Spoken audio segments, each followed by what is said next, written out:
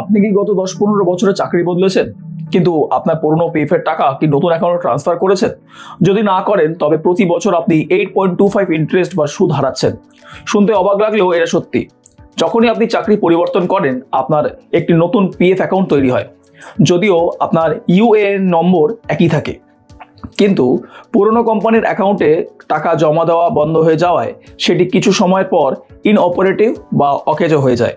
আর একবার account inoperative হয়ে গেলে আপনার জমানো টাকার ওপর ওই 8.25% সুদ পাওয়া বন্ধ হয়ে যায়। এই লোকসান আটকাতে আপনাকে যা করতে হবে তা হলো পুরনো অ্যাকাউন্টটিকে নতুন অ্যাকাউন্টের সঙ্গে লিঙ্ক করে টাকাটা ট্রান্সফার করতে হবে।